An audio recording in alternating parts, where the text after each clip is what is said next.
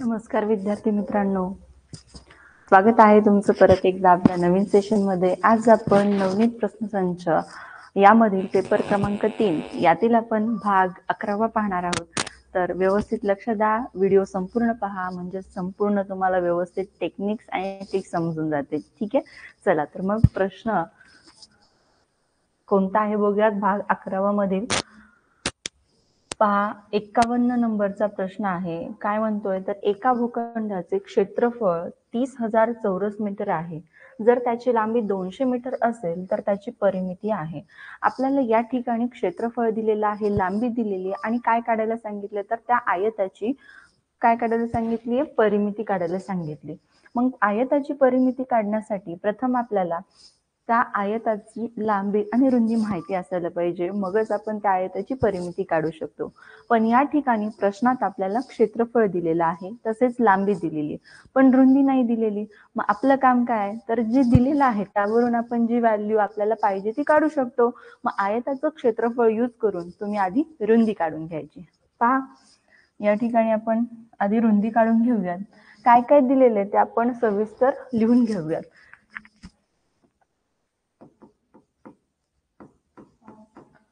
आयताचे क्षेत्रफळ दिलेले किती, 30,000 चौरस मीटर.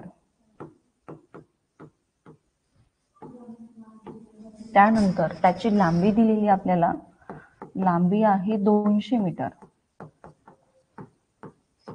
आणि रुंदी काढून घ्यावी लागेल. तसेच त्यानंतर आपल्याला आयताची परिमिती काढून घ्यायची आहे. ओके, तर ज्या गोष्टी दिलेल्या त्या व्यवस्थित पहा, त्याच्यावरून आपण काय काढू शकतो हे पटकन तुम्हाला लक्षात आलं पाहिजे. आयताचं क्षेत्रफळ या ठिकाणी दिलेलं आहे, मग आयताचं क्षेत्रफळाचं सूत्र वापरायचं. आयताचं क्षेत्रफळ बरोबर लांबी गुणिले रुंदी. चला तर मग आपण सर्वात आधी आयताचं क्षेत्रफळाचं सूत्र वापरूया. मग या ठिकाणी आयताचे क्षेत्रफळ बरोबर लांबी गुणिले रुंदी. ठीक आहे, मग आयताचं क्षेत्रफळची जी व्हॅल्यू आहे त्याच्या ठिकाणी ठेवून द्यायची आहे, ती आहे 30,000. ठीक आहे, क्षेत्रफळाची व्हॅल्यू 30,000 आहे. आपल्याला या ठिकाणी लांबी सुद्धा दिलेली आहे 200 मीटर. 200 गुणिले बी ठेवा किंवा तुम्ही रुंदी x म्हणून घेऊ शकता. त्यानंतर 30,000 भागिले 200 बरोबर x म्हणजे आपली रुंदी. 0 0 गेट कॅन्सल, बेकबे बेकबे बे 10 बे 0 0. सो रुंदी किती आली या ठिकाणी, रुंदी आलेली आहे 150 मीटर. आपण रुंदी काढून घेतली. आता रुंदी आपल्याला माहिती आहे, लांबी पण माहिती आहे, यावरून आपण आयताची परिमिती काढून घेऊयात. मग आयताच्या परिमितीचं सूत्र वापरायचं या ठिकाणी.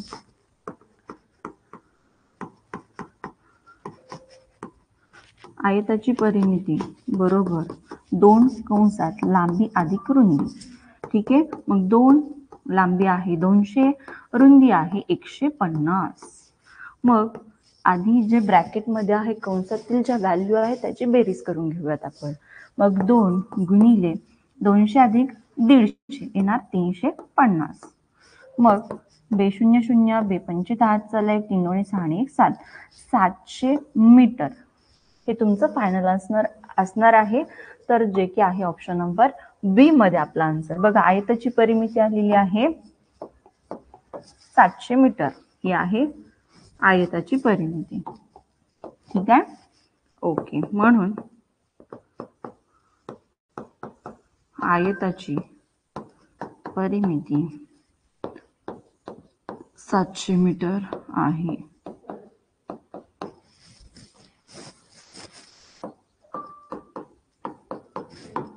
हे आपलं उत्तर असणार आहे.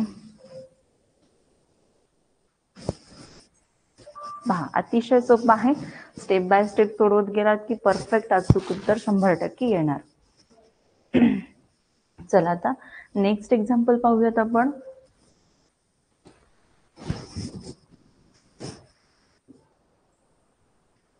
पहा, दुसरं उदाहरण. सर्वात लहान 6 अंकी संख्या आणि सर्वात लहान 4 अंकी संख्या यांच्यामध्ये फरक किती? आपल्याला या ठिकाणी फरक विचारलेला आहे, म्हणजे तुम्हाला काय तर वजाबाकी करायची या ठिकाणी, सिंपल आहे. मग याच्यासाठी तुम्हाला सर्वात लहान 6 अंकी संख्या काढावी लागेल, मग 1 लिहायचं, त्यापुढे 5 शून्य द्यायचे आणि ही झाली तुमची सर्वात लहान 6 अंकी संख्या. त्यानंतर सर्वात लहान 4 अंकी संख्या असं विचारलेले आहे, मग एकावर 3 शून्य येणार, झाली तुमची सर्वात लहान 4 अंकी संख्या.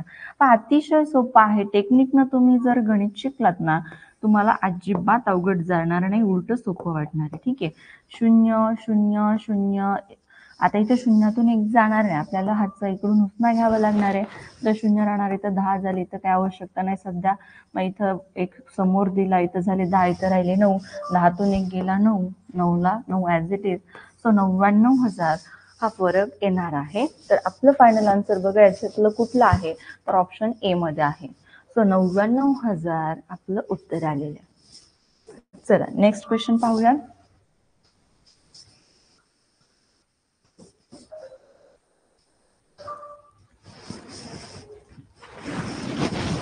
पहा, पुढचा प्रश्न आहे, एका धान्य दुकानदाराने तांदळाच्या 16 गोणी रुपये 1920 ला विकल्या, तेव्हा त्याला रुपये 80 तोटा झाला, तर तांदळाच्या एका गोणीची किंमत आहे. हा जो प्रश्न आहे तो नफा तोटा या पाठातील आहे. प्रश्न हा व्यवस्थित वाचा, समजून घ्या आणि त्यानंतर त्याची सोल्युशन काढा. बघा, एका धान्य दुकानदाराने तांदळाच्या 16 गोणी 1920 ला विकल्या, म्हणजे 16 गोण्यांची विक्री किंमत आहे 1920 रुपये. आपण सर्वप्रथम ज्या काही गोष्टी दिलेल्या आहेत आपल्याला उदाहरणामध्ये त्या लिहून घ्यायच्या आहेत. मग 16 गोण्यांची किंमत आहे, विक्री किंमत आपल्याला या ठिकाणी दिलेली आहे, ती आहे 1920 रुपये. ही आहे 16 गोण्यांची विक्री किंमत. तेव्हा त्याला काय झालंय, 80 रुपये तोटा झालाय. बघा, तोटा सुद्धा या ठिकाणी आपल्याला दिलेला आहे 80 रुपये. ओके. आणि आपल्याला काय विचारले, तांदळाच्या एका गोणीची किंमत आहे. आपल्याला तांदळाच्या एका गोणीची किंमत काढायला सांगितली, पण सर्वप्रथम आपल्याला खरेदी किंमत तर काढून घ्यावी लागेल की नाही. 16 गोण्यांची खरेदी किंमत काढून घेऊयात आपण. मग याच्यासाठी आपल्याला तोट्याचं सूत्र वापरावं लागणार. ठीक आहे. चला, मग तोटा बरोबर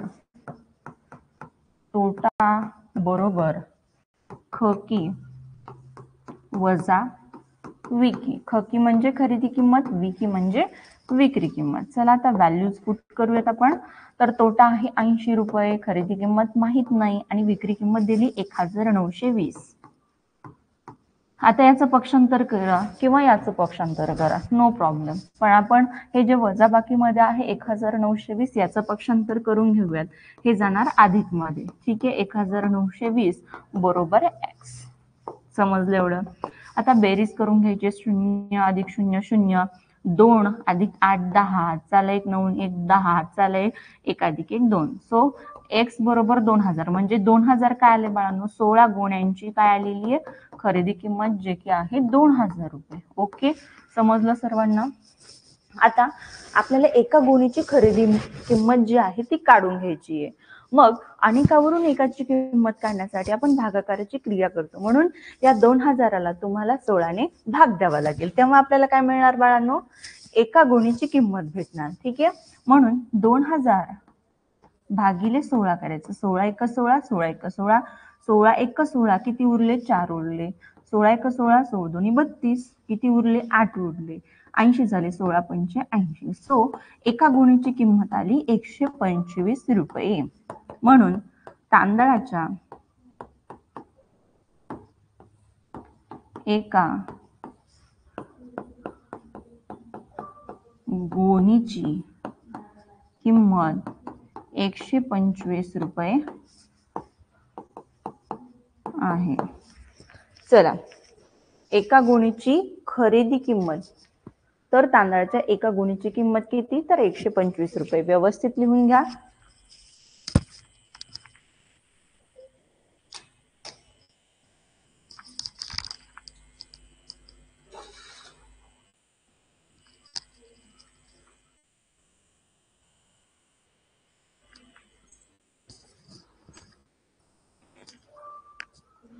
चला, झालं सर्वांचं. ओके. नेक्स्ट क्वेश्चन पहा बी मध्ये आपलं उत्तर होतं या प्रश्नाचं. पुढचा प्रश्न घ्या. पुढीलपैकी कोणते विशाल कोणाचे माप असेल? विशाल कोन म्हणजेच ऑब्ट्यूज अँगल, हिंदीतून त्यालाच म्हणतात अधिक कोन. तर विशाल कोन म्हणजे काय? कोणाला विशाल कोन म्हणतात? तर ज्या कोणाचे माप 90 अंशापेक्षा जास्त आणि 180 अंशापेक्षा कमी असते अशा कोणाला विशाल कोन असं म्हणतात. मग या ठिकाणी आपल्याला बघा, हा 50 अंश म्हणजे 90 पेक्षा लहान आहे, तो लघु कोण आहे, म्हणजे ऑप्शन ए कॅन्सल झाला बाळांनो. ऑप्शन ए काय झाला? कॅन्सल झाला. ठीक आहे. आता बी पहा, 180 अंश आहे. तर 180 अंश मापाच्या कोणाला म्हणतात? सरळ कोन. ठीक आहे, स्ट्रेट अँगल. त्याच्यामुळे ऑप्शन बी पण आपलं उत्तर नसणार आहे. हे देखील चुकीचं आहे. ॲक्युरेट 180 डिग्रीचा जो असतो अँगल, तो असतो आपला स्ट्रेट अँगल म्हणजे सरळ कोन. त्याच्यामुळे ऑप्शन बी कॅन्सल झाला. आता आपण वळूयात ऑप्शन सी कडे, जे की आहे 210 अंश मापाचा. तर 210 म्हणजे बघा, इथं 180 अंशापेक्षा जास्त आणि 360 अंशापेक्षा कमी असणाऱ्या कोणाला प्रविशाल कोन असं म्हणतात, म्हणजेच रिफ्लेक्स अँगल. तर याच्यामुळे ऑप्शन सी सुद्धा कॅन्सल. सो फायनल आन्सर आपण असणार आहे 150 अंश. हा आपला विशाल कोन असणार आहे. हा काय आहे आपला? विशाल कोन. ठीक आहे, 150 डिग्रीचा. चला नेक्स्ट क्वेश्चन पाहूयात आपण. पुढील आकृतीचे क्षेत्रफळ काढा. अशा पद्धतीने आपल्याला या ठिकाणी आकृती दिलेली आहे. आकृती आधी व्यवस्थित समजून घ्यायचं, त्याचं मेजरमेंट काढायचं व्यवस्थित आणि मग क्षेत्रफळ काढून घेऊया. ठीक आहे. क्षेत्रफळ म्हणजे आतील जे तुम्हाला रंगीत भाग दिसतोय त्याचं तुम्हाला क्षेत्रफळ म्हणजे क्षेत्रफळ आतील भाग मोजायचंय किती आहे तो, म्हणजे क्षेत्रफळ काढायचं. या ठिकाणी दोन्ही तुम्हाला बघा, हे जो वरती तुम्हाला आयत दिसतोय है की नाही, हा काय आयत आहे, खाली सुद्धा आयत आहे. पण या ठिकाणी वरील जो लहान आयत तुम्हाला दिसतोय त्याचं जी लांबी आहे ती 12 मीटर आहे आणि रुंदी आहे 5 मीटर. मग आधी तुम्ही याचं काढा किंवा याचं काढा, नो प्रॉब्लेम. ठीक आहे, फक्त व्हॅल्यूज व्यवस्थित पुट करा. मग वरील आयताचे, ठीक आहे, वरील आयताचं आपण काय करूयात? क्षेत्रफळ काढून घेऊयात. चला, त्याची लांबी आणि रुंदी आपल्याला या ठिकाणी दिलेली आहे. ही काय आहे? त्याची लांबी आहे आणि ही काय आहे? रुंदी आहे. रुंदी आहे 5 मीटर. ओके. मग वरील जो आयत आहे त्या आयताचं क्षेत्रफळ, ठीक आहे, लांबी 12, रुंदी आहे 5. मग 12 पंचे 60 मीटर वर्ग त्याचं क्षेत्रफळ आहे. आता जो खाली आहे, खालील आयत, ठीक आहे, किंवा मोठा आयत, आयताचे क्षेत्रफळ. आयताचं क्षेत्रफळ काय? लांबी गुणिले रुंदी. मग लांबी किती आहे बघा, आता इथं बघा 12 आणि हे राहिलेलं जे अंतर आहे ते 8 मीटर आहे. मग 12 अधिक 8 किती झाले? 20. म्हणजे हे जेवढं टोटल अंतर आहे बाळांनो, जो मोठा आयत आहे किंवा खालील आयत आहे त्याची लांबी आहे 20 मीटर. ठीक आहे, तर हे आहे 20 मीटर. आणि रुंदी किती आहे? तर बघा, हे टोटल अंतर 15 मीटर आहे, पण जो वरील आयत आहे त्याचं वजा करायचं म्हणजे तुम्हाला फक्त एवढं इथून इतकं अंतर भेटणार, एवढं, जे की आहे 10 मीटर. 15तून 5 गेले, राहिले 10, म्हणून 10 मीटर त्याची रुंदी असणार आहे. मग चला, लांबी आहे 20, रुंदी आहे 10.